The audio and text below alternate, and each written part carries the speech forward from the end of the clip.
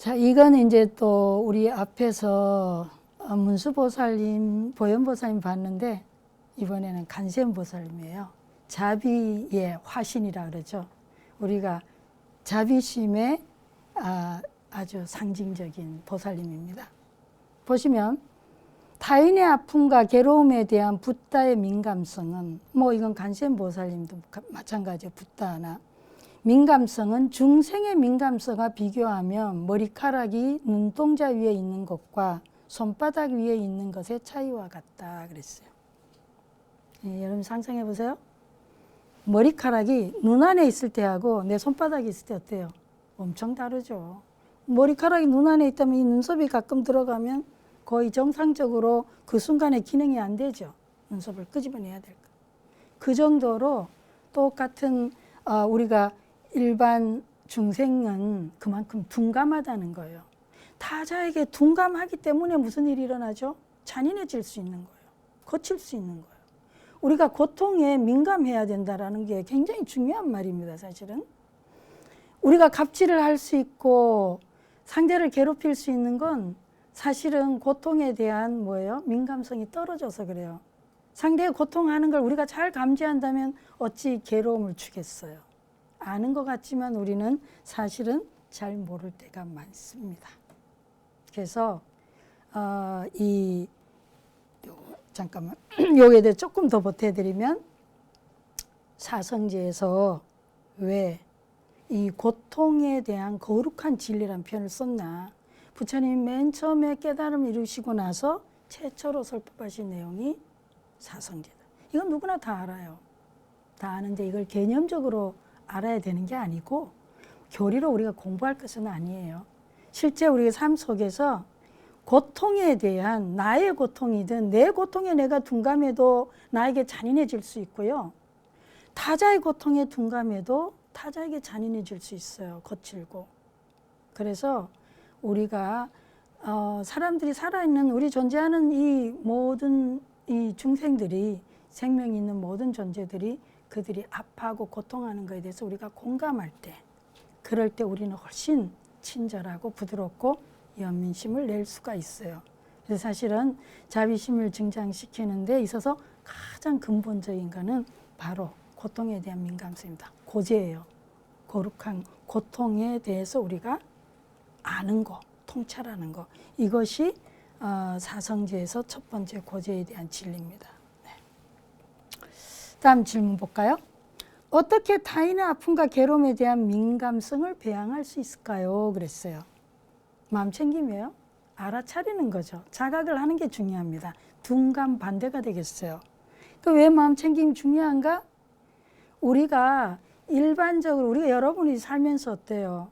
내가 힘겨울 때 너무 힘들면 반사적으로는 어떻게 하죠? 맞붙어 싸우거나 저항한다 하죠. 아니면 도망가거나 아니면 그 자리에 멍하게 얼어붙는다. 그게 보통의 이 인간을 포함해서 포유동물들이 반응하는 방식입니다. 파충류까지도 그렇다 그래요.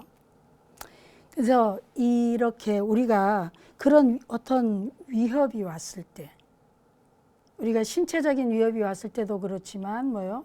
심리적으로 내가 내 자존감이 건들리거나 내 존재 감각이 위협을 당할 때는 이런 반응들이 이번엔 뭘로 가겠어요?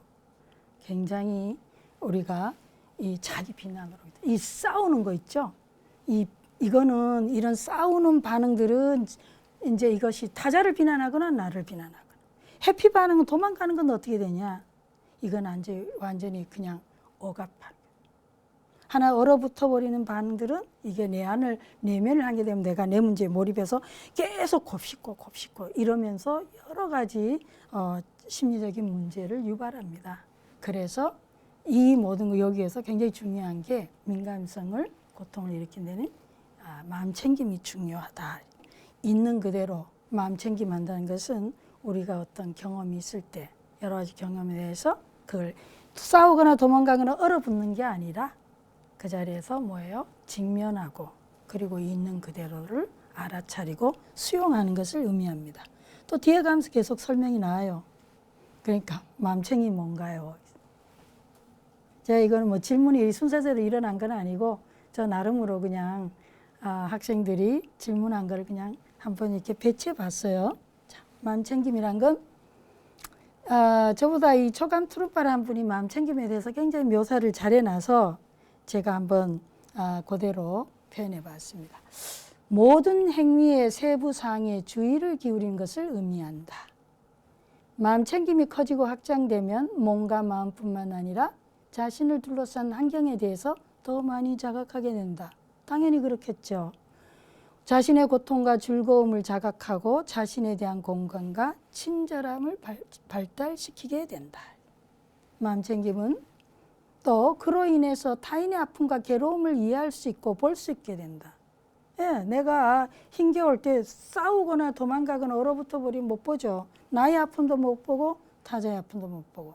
근데 그걸 쭉 직면하고 있는 그대로 알아차리게 되면 아픔과 괴로움을 이해할 수 있게 되고 타자에 대한 엄청난 연민의 감각을 개발하게 된다. 연민은 또한 마음챙김 자각 과정을 더 잘 개발하게 됩니다. 이 말은 그냥 우리가 보통 말하는 지혜와 자비가 새의 양 날개와 같다. 수레의 두 바퀴와 같다. 그런 얘기예요. 마음챙김이 곧 보시다시피 훨씬 더 자비심을 증장시키게 되고 또 자비심이 증장될수록 또 마음챙김을 더 잘하게 되고 이 둘은 사실은 새의 양날개처럼 같이 가게 된다. 뭐 이런 얘기를 지금 표현하고 있습니다. 그럼 또 우리는 또 궁금하죠. 마음챙김은 그러면 어떻게 하는 거냐. 마음챙김을 개념적으로 이해하는 걸로는 충분치가 않죠. 우리가 일상 속에서 어떻게 마음챙김 하는 거냐. 또 그거에 대해서 한번 알아보겠는데요. 마음챙김은 보통 6가지 문의 문지기다 이런 얘기합니다. 여러분이 이제 수희 아저씨 생각해 보세요. 그럼 어떻게 들어가고 누가 들어오는지 누가 나가는지 수희 아저씨는 잘 체크하고 기록하죠. 네, 그러니까 이거 문을 지키는 거니까 그 문에 들어오고 나가는 거에 대해서 정확하게 잘해야 제 일을 잘하는 거죠. 마음챙김이라는 게 바로 그런 수희 아저씨 같다. 문지기와 같다는 얘기고요. 심리학에서 보통 이야기할 때는 경험하는 나를 지켜보는 또 다른 나다. 여러분 일상에 생각해 보세요. 여러분이 뭔가를 경험할 때 경험만 있는지 아니면 여러분이 뭔가 경험하고 있는 자기를 보는 내 안에 또 다른 자기가 있죠.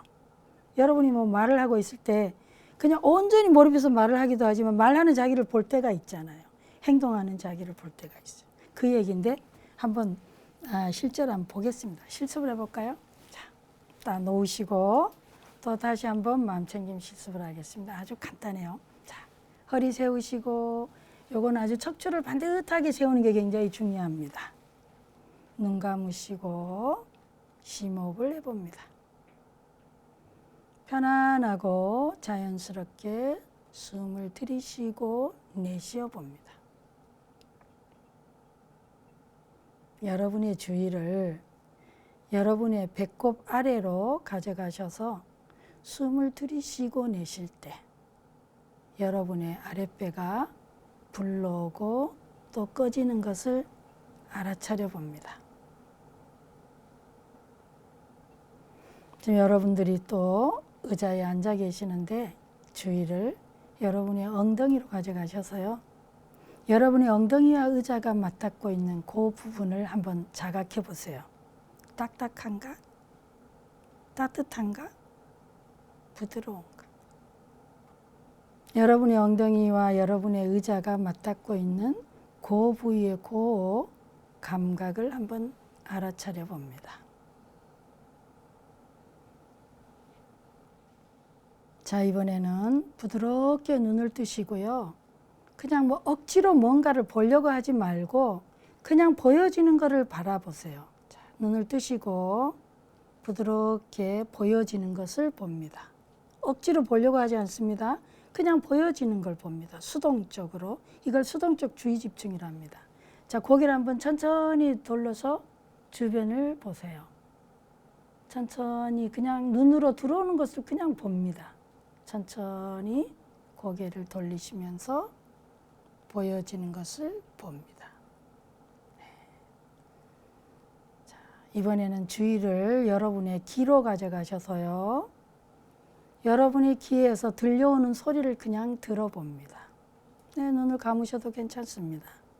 주의를 귀에 집중하시고 지금 이 공간에서 들려오는 소리를 들어보세요.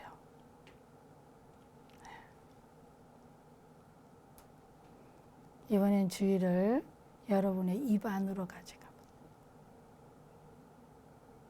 입 속에 있는 그 느낌, 맛.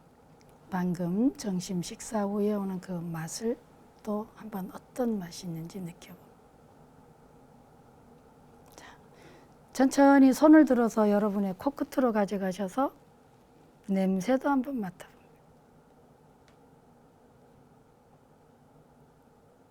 네, 좋습니다. 자, 숨 한번 쉬시고 눈을 뜨세요. 이 마음 챙김이에요. 여러분들이 아마 제대로 제 안내를 잘 따라 하셨으면 여러분들이 평소하고 다른, 평소에는 어때요? 우리가? 의식을 하지 않으면 어떻게 하죠? 보여지는 것을 보기보다는 뭐예요? 내가 보고 싶은 걸 보죠. 또 소리도 마찬가지예요. 들려오는 소리를 듣기보다 내가 듣고 싶은 소리를 들어요. 그래서 소리에 대해서도 또 여러분의 느낌이나 몸의 감각에 대해서도 훨씬 더 뭐예요? 수용하는 범위가 커요. 그리고 그 순간만큼은 마음에 갈등이나 아마 생각이 많이 잦아들었을 거예요. 마음 챙김입니다. 마음 챙김은 생각, 언어, 생각 이전에 직접적 경험을 하게 해주는 거예요. 그러니까 눈, 귀, 코, 혀, 몸, 마음. 눈이 형태나 색깔을 보죠. 귀는 소리를 듣죠. 또 뭐예요? 코는 냄새 맡죠. 몸은 뭐예요? 촉감을 느끼죠. 이걸 불교 용어로는 안이비설신의 합니다. 육근과 육경의 얘기.